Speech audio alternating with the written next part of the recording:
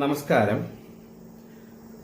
കുറച്ച് ദിവസങ്ങൾ കൊണ്ട് ചിലരെന്നെ വിളിച്ച് അവരുടെ വിഷമങ്ങൾ പറയുന്നത്, അതില് ഞാനീ പറയുന്നത് പോലെ ആത്മാവിലൂടെ ആ ദൈവത്തിൽ നിന്നുള്ള ആ മെസ്സേജുകൾ അല്ലെങ്കിൽ ഒരു കമ്മ്യൂണിക്കേഷൻ നമ്മൾ തിരിച്ചറിയാൻ പറ്റുന്നു, എന്തെങ്കിലും കാഴ്ചകൾ കാണുന്നു, സംസാരം പോലെയുള്ള അനുഭവങ്ങൾ കിട്ടുന്നു, നമ്മളെ ആത്മാവ് മറ്റ് ഡയമെൻഷനിൽ പോയി പല കാഴ്ചകളൊക്കെ കാണുന്നതിലൂടെ ചില തത്വങ്ങളൊക്കെ നമുക്ക് മനസ്സിലാകുന്നു. ഇങ്ങനെയൊക്കെയുള്ള അനുഭവങ്ങളെല്ലാം നമുക്ക് കിട്ടും.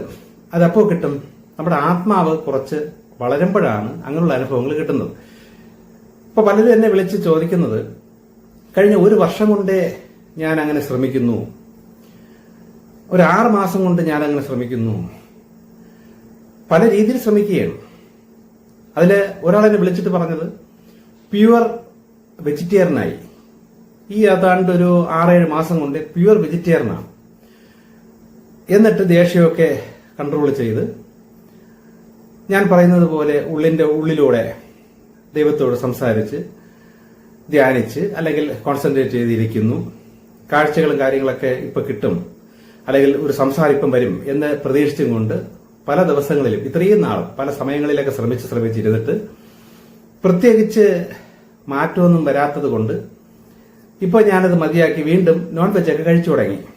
ഇത് ഒരാൾ പറഞ്ഞതാണ്. വേറൊരാൾ പറഞ്ഞെന്ന് വെച്ചാൽ നല്ല മദ്യപാനമായിരുന്നു, അപ്പൊ അത് പൂർണ്ണമായിട്ടും നിർത്തിവെച്ചും കൊണ്ട് കഴിഞ്ഞ ഒരു വർഷം കൊണ്ട് മദ്യപാനമൊക്കെ മതിയാക്കിയിട്ട് ഇങ്ങനെ ഒരു കമ്മ്യൂണിക്കേഷൻ അല്ലെങ്കിൽ നമ്മുടെ ഉള്ളിലൂടെ സൃഷ്ടാവ ദൈവത്തിൽ നിന്നൊരു കാര്യങ്ങൾ മെസ്സേജുകൾ കാര്യങ്ങളൊക്കെ കിട്ടുന്നുണ്ടെങ്കിൽ എനിക്കങ്ങനെ കിട്ടണം എന്ന് മനസ്സിലാക്കി ഒരു വർഷം കൊണ്ട് മദ്യപാനം എല്ലാം നിർത്തിവെച്ച് ശ്രമിച്ചു.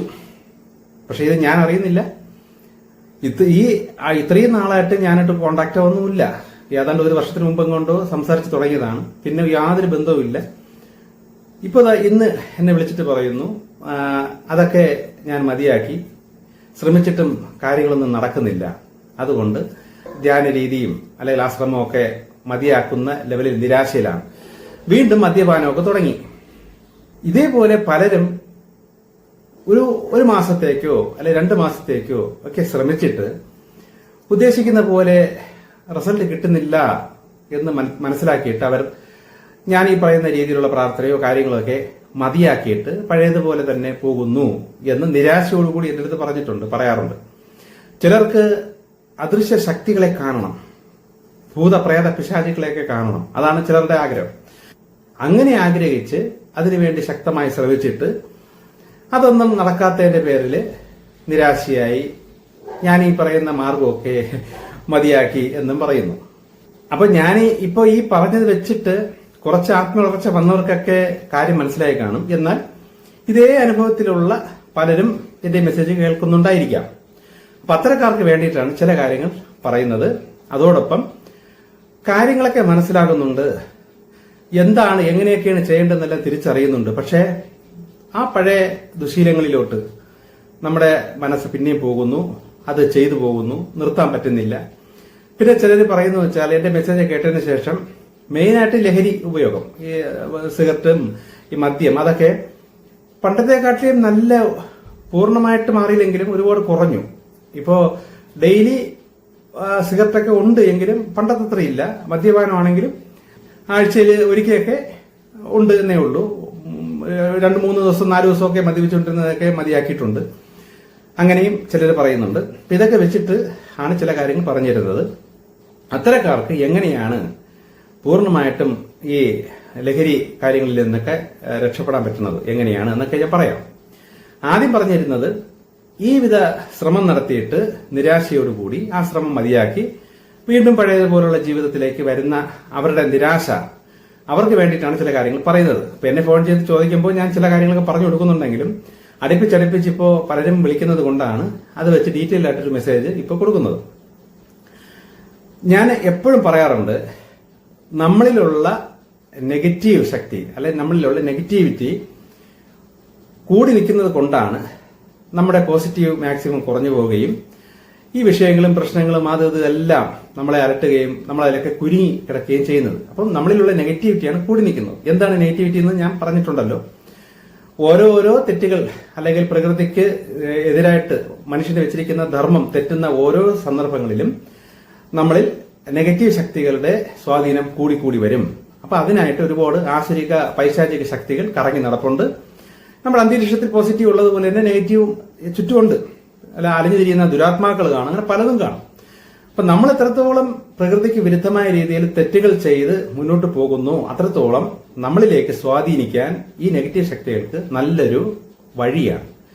കൂടുതൽ കൂടുതൽ അങ്ങനെയുള്ളവരെയാണ് ഇവർ അന്വേഷിച്ചുകൊണ്ടിരിക്കുന്നത്. അപ്പൊ ഇങ്ങനെയുള്ള നെഗറ്റീവ് ശക്തികൾ നമ്മളിലേക്ക് വന്നു കഴിഞ്ഞാൽ നമ്മളെ വീണ്ടും കൂടുതൽ കൂടുതൽ നെഗറ്റീവിലോട്ട് സ്വാധീനിക്കുകയും ഇങ്ങനെയൊക്കെയുള്ള. അപ്പൊ ഇതിൽ മെയിനായിട്ട് ഇവർ ചെയ്യുന്ന പറഞ്ഞാൽ ഭക്തിയിൽ തടസ്സമൊന്നും ചെയ്യില്ല.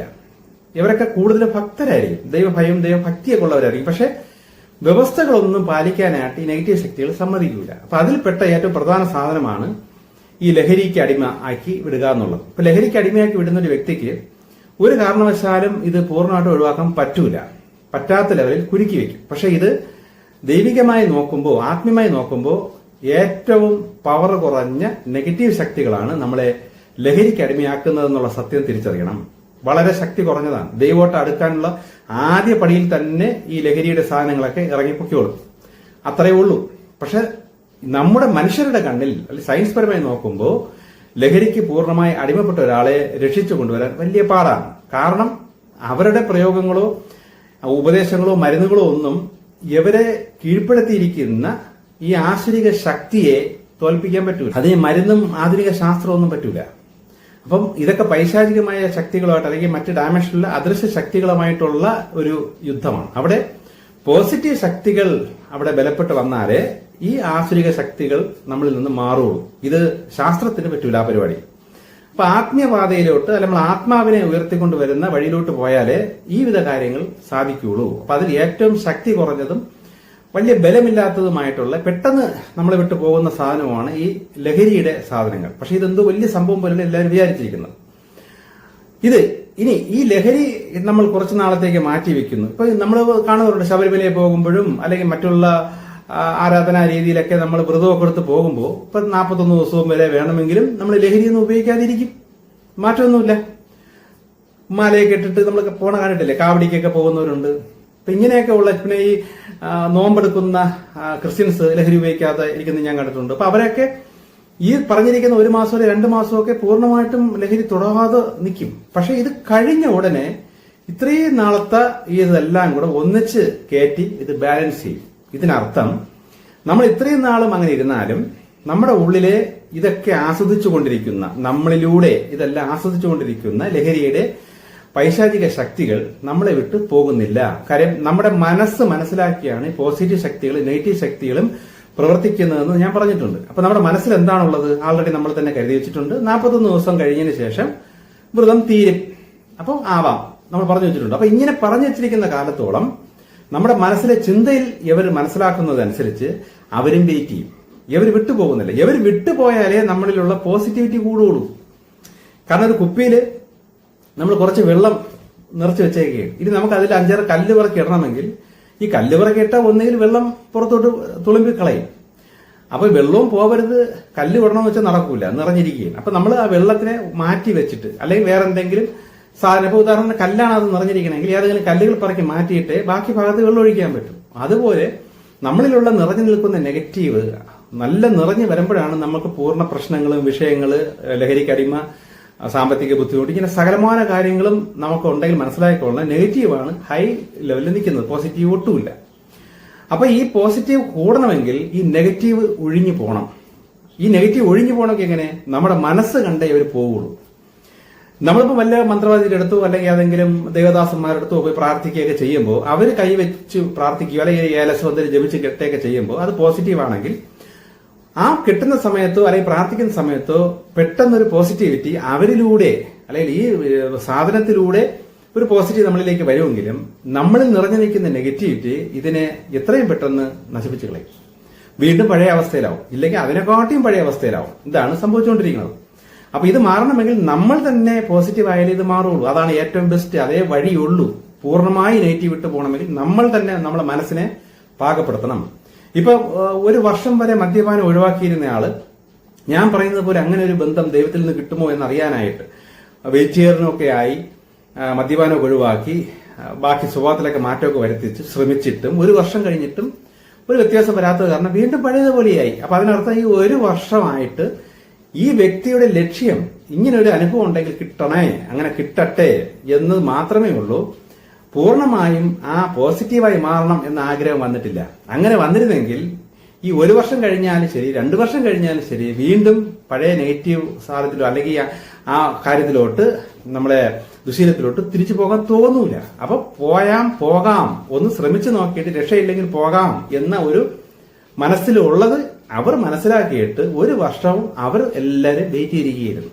അങ്ങനെ വെയിറ്റ് ചെയ്യുന്ന കാലത്തോളം നമ്മളിലേക്കുള്ള പോസിറ്റീവ് വർദ്ധിക്കൂല, കൂടുതൽ നെഗറ്റീവ് ആകുന്നില്ലെന്നേ ഉള്ളൂ. പക്ഷെ ഉള്ള നെഗറ്റീവ് ശകലം പോലും വിട്ടുപോയിട്ടില്ല, വിട്ടു പോണില്ല, കാര്യം അവർ പോകൂല. ആ നെഗറ്റീവ് ശക്തികളെല്ലാം കാത്തിരിക്കുകയും, കാര്യം ഇവൻ കുറെ ശ്രമിച്ചിട്ടും രക്ഷയില്ലാതെ വരുമ്പോ വീണ്ടും നമ്മളെ വശത്തോട്ട് വന്നുകൊള്ളും എന്ന് പൂർണ്ണമായിട്ട് അറിയാവുന്നത് കൊണ്ട് അവർ വെയിറ്റ് ചെയ്യുന്നു. അപ്പം ശകലം പോയി നെഗറ്റീവ് പോകുന്നില്ല. നെഗറ്റീവ് പോയാലല്ലേ പോസിറ്റീവ് വർദ്ധിക്കുള്ളൂ. പോസിറ്റീവ് വർദ്ധിച്ചാലല്ലേ ആത്മാവിന് പവർ ആവുള്ളൂ. ആത്മാവ് പവർഫുൾ ആയാലല്ലേ ഈ കാഴ്ചകളും സംസാരങ്ങളും കിട്ടുള്ളൂ. ചുരുക്കം പറഞ്ഞാൽ ഒന്നും സംഭവിക്കുന്നില്ല, വെറുതെ ഇരിക്കുകയും. ഇതാണ് സംഭവിച്ചുകൊണ്ടിരിക്കുന്നത്. ഇവിടെ നമുക്ക് ഇതിൽ നിന്ന് രക്ഷപ്പെടാനായിട്ടുള്ളൊരു വഴിയുണ്ട്. എങ്ങനെ ഇത് ചെയ്യാന്ന് വെച്ചാൽ നമ്മളുടെ മനസ്സിന്റെ തീരുമാനം സ്ട്രോങ് ആയിരിക്കണം. ഇത് ഞാൻ ഈ ക്രിസ്തീയ മേഖലയിലൊക്കെ ഞാൻ മുമ്പ് പോയി നോക്കുമ്പോൾ ഈ ഒരുപാട് പേര് വന്ന് പ്രാർത്ഥിക്കുകയും ചിലർക്ക് ബാധ ഇളകുന്നത് പോലുള്ള അനുഭവങ്ങൾ, തുള്ളലോ ഉരുളുന്നു, ചിലരുടെ രോഗം മാറി എന്ന് പറയുന്നു എന്നൊക്കെ പറയുന്നു. പിന്നീട് കുറച്ച് കഴിയുമ്പോഴത്തേക്ക് അതൊക്കെ വീണ്ടും വന്നു എന്ന് പറഞ്ഞ് അവർ തിരിച്ചു വരാറുണ്ട്. അത് വേറൊരു വശം. എങ്കിലും പെട്ടെന്ന് ഇങ്ങനെയൊക്കെ സംഭവിക്കുന്നു. പെട്ടെന്ന് അസുഖം മാറുന്നു, കൈയൊന്നും പൊക്കാതെ തളർന്നു കിടക്കുന്ന ആളുടെ കൈയൊക്കെ പൊങ്ങുന്നു. അപ്പൊ ഇങ്ങനെയൊക്കെ പല കാര്യങ്ങൾ കാണുമ്പോൾ ഞാൻ ശ്രദ്ധിച്ചു നോക്കിയപ്പോ ചിലപ്പോൾ ഒരു 10 വർഷത്തോളം ഇതിങ്ങനെയൊക്കെ പ്രാർത്ഥിച്ചും പല സ്ഥലങ്ങളിൽ അന്വേഷിച്ച് നടന്നും പോയും ഇങ്ങനെയൊക്കെ നടക്കുന്ന വ്യക്തിക്ക് ഈ 10 വർഷം കഴിഞ്ഞിട്ടൊക്കെയാണ് ഈ രോഗം മാറണായിട്ടൊക്കെ അവർ ഈ സാക്ഷ്യം പറയുന്ന പരിപാടിയാണ്. ഞാൻ യേശുവിനെ അറിഞ്ഞിട്ട് അല്ലെങ്കിൽ ഇങ്ങനെ ക്രിസ്ത്യാനിയായിട്ട് 10 വർഷമായി, 10 വർഷം കൊണ്ട് ഞാൻ അലഞ്ഞു തിരിഞ്ഞ് നടന്നിട്ട് ഇപ്പോ ഈ സഭയിൽ അല്ലെ ഈ പാസ്റ്ററിലൂടെ എനിക്ക് അസുഖം മാറി എന്നൊക്കെ പറഞ്ഞ് ഈ സാക്ഷ്യം പറഞ്ഞാൽ കേട്ടിട്ടുണ്ട്. അപ്പോഴും ഞാൻ ദൈവത്തോട് ചോദിച്ചിട്ടുണ്ട്, ദൈവം എന്താണ് ഈ 10 വർഷം എടുത്തത്? ചിലർക്ക് 5 വർഷം എടുത്ത്, ചിലർക്ക് 2-3 മാസം കഴിഞ്ഞിട്ടാണ് ഒരു അനക്കം വെച്ച് തുടങ്ങിയത്. അപ്പൊ ഞാൻ ദൈവത്തോട് ചോദിച്ചു, ഇത് എന്താണ് ഇത്രയും സമയം എടുക്കുന്നത്? ദൈവത്തിന് പറ്റൂലേ? ദൈവത്തിന് എന്തോ അത്ഭുതം ചെയ്യാൻ പറ്റും? പ്രകൃതി കംപ്ലീറ്റ് ചെയ്യുന്ന ഇങ്ങനെയൊക്കെ പാലിച്ചും പരിപാലിച്ചും ഭയങ്കരമായ അത്ഭുതങ്ങൾ നമുക്ക് വർണ്ണിക്കാൻ പറ്റൂല. മനുഷ്യ മനസ്സിൽ നിന്ന് ചിന്തിക്കാൻ പറ്റാത്ത ലെവലിലുള്ള അത്ഭുതങ്ങൾ നടന്നുകൊണ്ടിരിക്കുന്ന നമ്മുടെ പ്രപഞ്ചത്തിലെ ദൈവത്തിന് എന്തുകൊണ്ടാണ് ഒരു പൈശാചിക ശക്തിയെ ഏതെങ്കിലും ഒരു ജില്ലയിൽ കിടന്ന് കറങ്ങുന്ന നെഗറ്റീവ് ശക്തികളായിരിക്കും, ചിലപ്പോൾ അവന്റെ വീട്ടിലുള്ള ചില നെഗറ്റീവ് ആയിരിക്കും, അല്ലെങ്കിൽ അലഞ്ഞിരിക്കുന്ന ഏതെങ്കിലും ദുരാത്മാവായിരിക്കും, മരിച്ച അവന്റെയെങ്കിലും ആത്മാവായിരിക്കും വന്ന് ശല്യത്തിൽ ഉണ്ടാക്കുന്നത്. ഇതിനെ മാറ്റാൻ എന്തുകൊണ്ടാണ് ഇത്രയും 5 വർഷം എടുത്തത്? അപ്പൊ ഇത്രയും പവർ ആണോ ഈ നെഗറ്റീവ് ശക്തികൾക്ക്? ഇത്രയും ശക്തിയാണോ? മദ്യപാനത്തിന്റെ സാധനം ചിലർ പറയും 5 വർഷം ഞാൻ പലയിടത്തും അലഞ്ഞു തിരിഞ്ഞ് നടന്ന അവസാനം ഇപ്പോഴാണ് എനിക്ക് ആ മദ്യത്തിന്റെ അത് പൂർണ്ണമായിട്ട് മാറി. അപ്പൊ ഈ 5 വർഷം ദൈവത്തിന് സമയം എടുക്കുമോ? അത്രയും ശക്തിയാണ് ഈ മദ്യത്തിന്റെ പിശാചിന് എന്നൊക്കെ ഞാൻ ചോദിക്കപ്പോ എനിക്ക് ദൈവം പറഞ്ഞ മറുപടി, ഈ 5 വർഷം കറങ്ങി നടന്നു, അല്ലെങ്കിൽ 10 വർഷം ഈ വ്യക്തി കറങ്ങി നടന്നപ്പോഴാണ്, 10ാമത്തെ വർഷം ആയപ്പോഴാണ്, അല്ലെങ്കിൽ ഇപ്പോഴാണ് അവന്റെ മനസ്സിന് മാറ്റം വന്നത്. ഇത്രയും നാളും അവിടെ പോയി നോക്കാം, കാര്യം സാധിക്കണമെങ്കിൽ ഓക്കെ നടക്കട്ടെ, അപ്പുറത്ത് പോയി നോക്കാം, കാര്യം നടക്കണമെങ്കിൽ നടക്കട്ടെ, ഇവിടെ പോയി നോക്കാം, ഇങ്ങനെ അലഞ്ഞി നടക്കുന്ന സമയമായിരുന്നു. ഇങ്ങനെ പറഞ്ഞു നടന്ന് ശരിക്കും നമ്മളെ രാമായണം എഴുതിയ വാൽമീകി ആമരം ഈമരം ഇങ്ങനെ പറഞ്ഞു രാമ എന്ന് പറഞ്ഞിരുന്ന അവസാനം സന്യാസിയായി മാറിയതുപോലെ ഈ വ്യക്തി ദൈവത്തെ അന്വേഷിച്ച് അങ്ങോട്ടും പോയി ഇങ്ങോട്ടും പോയി ഈ പോണടത്തെല്ലാം നിന്ന് പല പല ദൈവിക കാര്യങ്ങൾ കേൾക്കുകയാണ്, ദൈവത്തിന്റെ നിയമങ്ങൾ കേൾക്കുകയാണ്. അപ്പൊ ഇത് അസുഖം ഇപ്പം മാറും, പ്രശ്നം ഇപ്പം മാറും എന്ന് വിചാരിച്ച് പോണെങ്കിലും അവിടെ നിന്നുകൊണ്ട് ഇങ്ങനെയുള്ള കാര്യങ്ങൾ കേട്ട് ഇവൻ പോലും അറിയാതെ ഇവന്റെ മനസ്സ് ചേഞ്ചായി. അങ്ങനെയാണെങ്കിൽ എനിക്ക് നന്നാവണം, എനിക്ക് ശരിയാകണം, ഇങ്ങനത്തെ ഒരു മൈൻഡായി മാറി. അപ്പൊ അവന്റെ മനസ്സിൽ ആത്മീയ അറിവുകൾ കയറാൻ തുടങ്ങി, അവന് സംശയങ്ങൾ വരാൻ തുടങ്ങി, അവൻ തന്നെ പല പല വഴിയിലൂടെ സംശയങ്ങൾ ക്ലിയർ ചെയ്യാൻ തുടങ്ങി. ഇതൊക്കെ ഇതിന്റെ ജീവിതത്തിനിടയിൽ നടന്ന സംഭവങ്ങളാണ്. ഇങ്ങനെ വന്ന് അവന്റെ ആത്മാവ് പവർഫുൾ ആയപ്പോ ഈ രോഗം മാറി. അല്ലാതെ സൃഷ്ടാവായ ദൈവം വന്ന് അവനെ അസുഖം മാറ്റി ഒന്നും ചെയ്തതല്ല. പ്രകൃതി മൊത്തം ആ പോസിറ്റീവ് എനർജി ഉണ്ട്. യവൻ പോസിറ്റീവ് ആയത് അപ്പോഴാണ്, യവന്റെ മനസ്സിലൊരു മാറ്റം വരുന്നത് അപ്പോഴാണ്. അങ്ങനെ മാറ്റം വന്ന സമയത്ത് പ്രകൃതിയിൽ നിന്നും ശക്തമായ പോസിറ്റീവ് എനർജി അവനിലേക്ക് വരികയും അവന്റെ രോഗം കുറച്ച് മാറുകയും ചെയ്തു. ഇതാണ് ശരിക്കും പറഞ്ഞാൽ സംഭവിക്കുന്നത്. ഇനി അഥവാ ഈ ദൈവത്തിന്റെ ആ ജോലിക്കാരൻ അല്ലെങ്കിൽ ആ പുരോഹിതൻ വഴി ഒരു അത്ഭുതം നടന്നെങ്കിൽ പോലും ആ ഒരു എനർജിയെങ്കിലും ആ പുള്ളിയിൽ നിന്ന് ഈ പുള്ളിയിലേക്ക് കയറാൻ വേണ്ട ലെവലിൽ കുറച്ചെങ്കിലും അവന്റെ മനസ്സിൽ നെഗറ്റിവിറ്റി മാറി വന്നത് പോലും ഇത്രയും ദിവസം ഇവൻ കറങ്ങി നടന്നപ്പോഴാണ് അതിനുള്ള സ്പേസ് പോലും അവിടെ കിട്ടിയത്. ആ സ്പേസിലാണ് ഈ പോസിറ്റീവ് എനർജി കയറുകയും അവന് അത്ഭുതം വരികയും ചെയ്തത്. പ്രത്യേകം ശ്രദ്ധിക്കണം. ഇതുപോലെ നമ്മുടെ മനസ്സിലും നമ്മുടെ അറിവില് നമ്മുടെ കാഴ്ചപ്പാടിലൊക്കെ വരുന്ന മാറ്റം അനുസരിച്ചാണ് നെഗറ്റീവ് മാറിപ്പോണത്. ഇപ്പൊ നമ്മളായിട്ട് അന്വേഷിച്ച് പിടിച്ച് നമ്മളായിട്ട് മനസ്സിലാക്കി നമ്മുടെ വീട്ടിലിരുന്നോ അല്ലെങ്കിൽ എന്തെങ്കിലും മെസ്സേജുകൾ കേട്ടോ മനസ്സിലാക്കിയോ നമ്മൾ തന്നെ കാര്യങ്ങൾ മനസ്സിലാക്കി തിരിച്ചറിവ് വന്ന് നമ്മളിൽ ആ നെഗറ്റീവ് വിട്ട് മാറി നമ്മളിലേക്ക് പോസിറ്റീവ് വന്നാൽ അതാണ് ഞാൻ ആദ്യമേ പറയുന്നത്. ഇത് നമുക്ക് എന്നും ഗ്യാരണ്ടീഡ് ആണ്. ഏതെങ്കിലും സ്ഥലത്ത് പോയി എന്തെങ്കിലും ചെയ്ത് ഒരു പോസിറ്റീവ് നമ്മളിലേക്ക് ഇടിച്ചു കയറിയാൽ ആ സന്ദർഭം മാറുമ്പോൾ അല്ലെങ്കിൽ ആ ഒരു എനർജി മാറുമ്പോൾ വീണ്ടും നമ്മൾ നമ്മുടെ മനസ്സിലോ നമ്മുടെ പ്രവൃത്തിയോ ഏതാണ്ട് പഴയ പോലെ വലിയ മാറ്റമൊന്നും ഇല്ലെങ്കിൽ വീണ്ടും നമ്മൾ നെഗറ്റിവിറ്റി കയറി വരും. ഇതാണ് സംഭവിച്ചുകൊണ്ടിരിക്കുന്നത്. അപ്പൊ നമ്മളായിട്ട് തന്നെ മാറി നമ്മളായിട്ട് തന്നെ കാര്യങ്ങൾ മനസ്സിലാക്കി നമ്മൾ തന്നെ ഒരു തീരുമാനത്തിൽ വന്നാൽ നമ്മൾക്ക് അത്രയും പോസിറ്റീവ് ആവും. ഇപ്പൊ ഈ ഒരു വർഷം വരെ ഈ നെഗറ്റിവിറ്റി അവിടെ അല്ലെങ്കിൽ ഈ ആശ്രിക ശക്തികൾ ഇവനെ വെയിറ്റ് ചെയ്ത് ഇവനിൽ തന്നെ കാത്തിരുന്നത് കൊണ്ട് ഈ ഒരു വർഷം വരെ നോക്കിയിട്ട് ഈ പുള്ളി അല്ലെങ്കിൽ ഈ വ്യക്തിക്ക് അതിന്റെ റിസൾട്ട് കിട്ടാത്തത് കാരണം വീണ്ടും പഴയതുപോലെ പോയി. കാര്യം പഴയതുപോലെ പോകാൻ വേണ്ടി മറ്റൊരു അകത്തിരിപ്പുണ്ട്, പ്രേരിപ്പിച്ചുകൊണ്ടിരിപ്പുണ്ട്. അപ്പൊ ഇതിൽ നിന്ന് രക്ഷപ്പെടാനായിട്ട് നമ്മൾ എന്ത് ചെയ്യണമെന്ന് വെച്ചാൽ ഇവരെ നമ്മളെ പൂർണ്ണമായിട്ട് ഒഴിവാക്കണം. ഇപ്പൊ ലഹരിയുടെ നെഗറ്റീവിനെ ഒഴിവാക്കിയാലേ ആ നെഗറ്റീവ് ശക്തി നമ്മളിൽ നിന്ന് വിട്ടുപോവുകയും നമുക്ക് അത്രയും ഭാഗത്ത് പോസിറ്റീവ് എനർജി കയറുകയും ചെയ്യുള്ളൂ. അപ്പൊ നെഗറ്റീവ് പോകുന്നിടത്തെ പോസിറ്റീവ് കയറി വരും. ഒരു ത്രാസ് പോലെ എത്ര ഊർന്നു പോകുന്നു അത്രയും മറ്റൊരു കയറി വരും. അപ്പൊ എന്ത് ചെയ്യണമെന്ന് വെച്ചാൽ ഞാനൊരു ടെക്നിക്ക് നിങ്ങൾക്ക് പറഞ്ഞുതരാം.